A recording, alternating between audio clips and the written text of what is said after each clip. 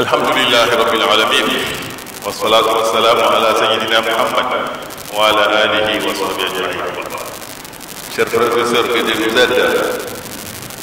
Il fasse à nous des musulmans sincères de Dieu. Qu'il nous embellisse par le bon comportement, par les éthiques, par les vertus recommandées dans le Coran.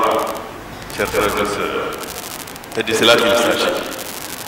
Nous remercions Allah subhanahu wa ta'ala qui nous a permis ces jours bénis, qui nous a permis de venir dans sa maison, de venir participer, prendre part à cette culte, à cette adoration très très importante dans la semaine de la prière de vendredi.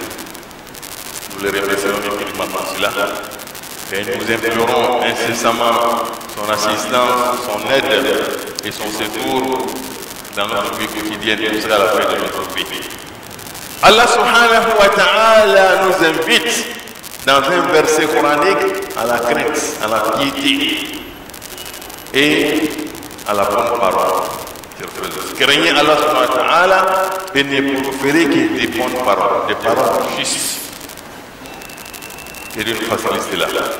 Chers frères et sœurs, par la grâce d'Allah subhanahu wa ta'ala, nous sommes aujourd'hui encore sur le même sujet, les grands sujets qu'on a abordés, qu'on a commencé il y a de cela quelques semaines. Il s'agit des indices ou bien des repères de notre religion, des grands repères de notre religion. Par quoi on reconnaît l'islam? Par quoi l'islam se distingue des autres religions, chers frères et sœurs? Quelles sont les caractéristiques de cette religion qui font sa beauté, chers frères et sœurs, qui lui apporte une valeur chez les hommes? C'est ce sujet-là que nous sommes en train de traiter, et comme je l'ai dit, c'est un sujet parfois qui paraît souvent élémentaire pour certaines personnes, mais pour d'autres, c'est nouveau. C'est bon d'apprendre. Donc c'est pour cela, comme je l'ai dit, pour un imam qui prépare les sermons de vendredi, il est parfois souvent difficile pour l'imam de faire un sermon qui va peut-être résoudre le problème de tout le monde. Hein? Donc ce n'est pas facile, mais il faut le faire quand même et il faut tenir compte comme un enseignant, un pédagogue qui enseigne un groupe dans lequel il y a des agrégés, des professeurs, des docteurs, maîtrisards, licenciés, bacheliers, brevetés, brigadiers. Tu prépares un cours pour tout cela. Il faut tenir compte du niveau de tout le monde. Sinon tu vas frustrer des gens qui ne viendront plus à ton cours.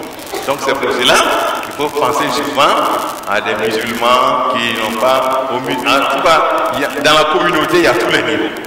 Donc il faut faire en sorte que son cours soit général et qu'il puisse atteindre, Inch'Allah, l'objectif que nous recherchons, qui est la formation, que nous devons la bonne compréhension. Donc nous sommes les repères, les grands indices de notre religion. Et nous avons commencé par les dogmes. Et ensuite, nous sommes venus au culte. Donc, les objectifs principaux font du musulman un homme bien éduqué. Un homme prêt à servir les autres, chers frères et sœurs. Un homme rattaché à son Seigneur. Un homme libéré de la passion et des plaisirs de ses mammons et consacré à Allah subhanahu wa ta'ala. Voilà les objectifs que le culte, l'adoration et recherche. Un homme bien éduqué. Voilà. Et un homme bien portant. C'est un moyen de mise en forme. Voilà ce que le culte, l'adoration recherche chez les musulmans. Et nous sommes aujourd'hui sur le troisième repère qui est l'éthique. Les éthiques, la morale. Alors, qu'est-ce que l'éthique vise comme objectif dans notre religion? Le premier objectif que l'éthique vise, la morale vise, c'est de rendre le musulman performant, capable de pouvoir faire face à ses devoirs et aux devoirs des autres. Chers frères et sœurs, de pouvoir endurer les difficultés, de pouvoir se sacrifier pour les autres. Voilà. Ce que l'éthique recherche chez le musulman, c'est ça. C'est de te rendre capable de faire face à tes devoirs, aux devoirs des autres, à faire des sacrifices pour les autres, à se mettre au service des autres. Et cela ne peut se réaliser qu'avec trois choses: la patience, la force physique et le pouvoir, bien la puissance. Hein? C'est important. Donc, il faut être patient, endurant pour pouvoir être au service des autres. Ou bien, pour pouvoir faire ton devoir civique, devoir moral, etc. Il faut avoir une dose de patience et d'endurance. Sinon, tu ne peux pas. Et ensuite, cette patience-là ne peut se réaliser qu'avec, comme je l'ai dit, une force. Quelqu'un qui n'est pas fort, un faible qui dit qu'il est patient. Il est faible, il n'a pas de moyens. Il est pauvre, il n'a pas de moyens, il dit qu'il est patient, il est endurant. Cette patience, cette endurance-là, n'est pas bien cerné par les gens.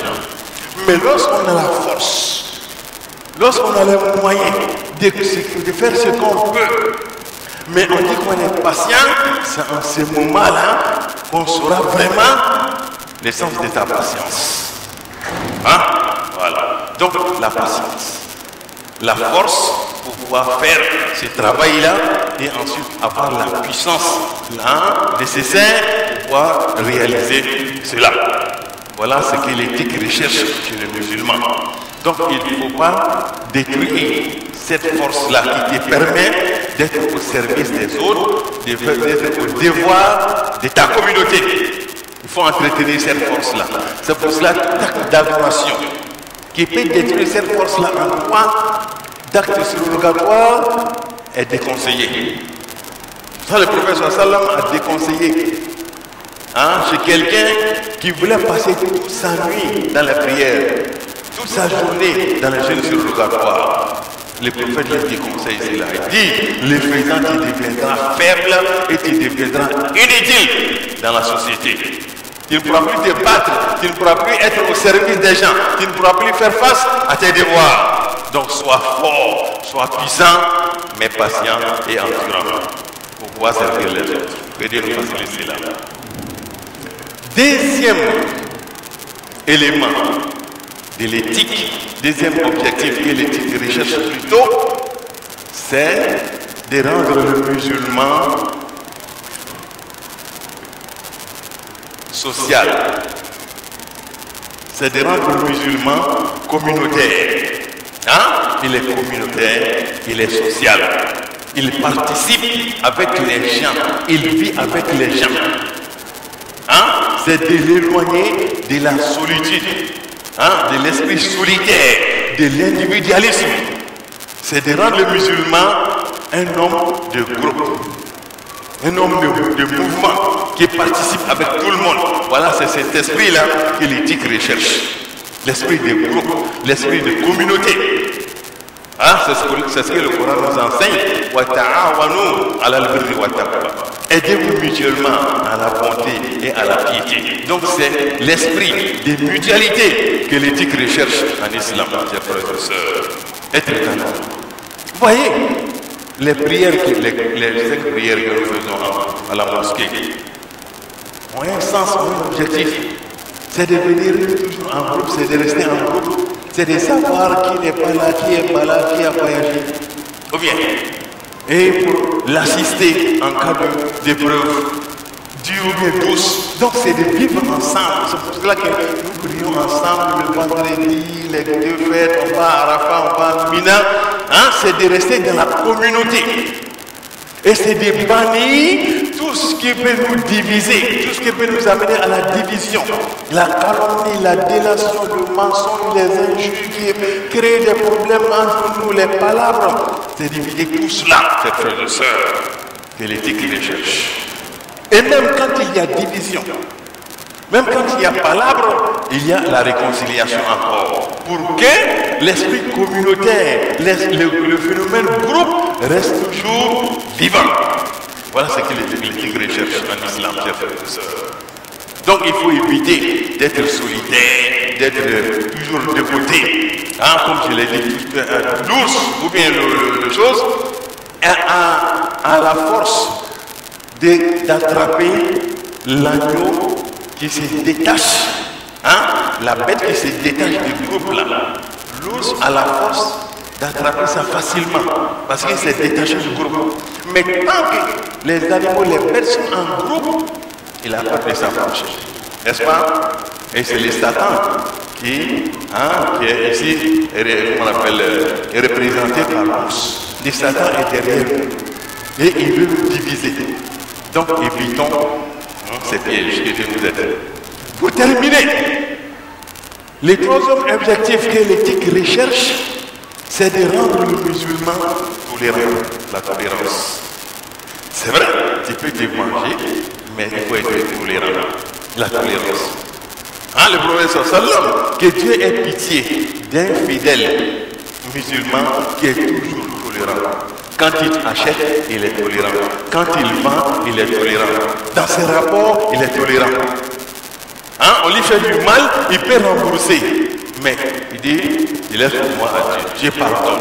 Car c'est cela la meilleure des récompenses auprès d'Allah subhanahu wa ta'ala, car Allah va conférer à ces personnes-là qui endurent, qui peuvent se venger, mais qui disent, non, je laisse pour moi à Dieu. Même s'il a la force de pouvoir se venger, il dit, non, non, moi je pardonne.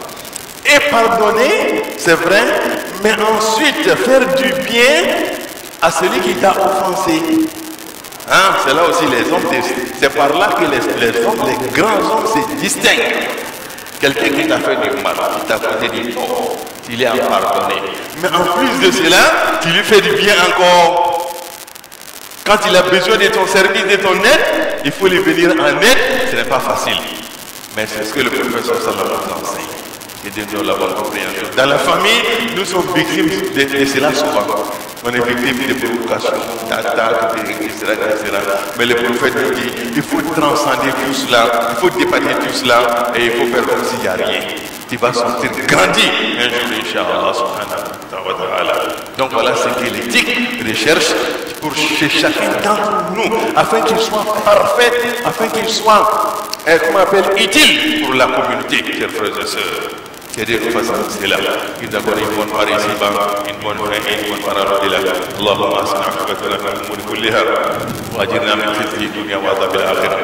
Bidawami al-afiyati wa husni al-khatimah. Innaka qaribun mujibu da'wati rabbil alamin. Wa sallallahu ala sayyidina Muhammadin nabiyil ummi wa ala alihi wa sahbihi ajma'in. Subhana rabbika rabbil izzati amma yasifun wa salamun ala al-mursalin walhamdulillahi rabbil alamin.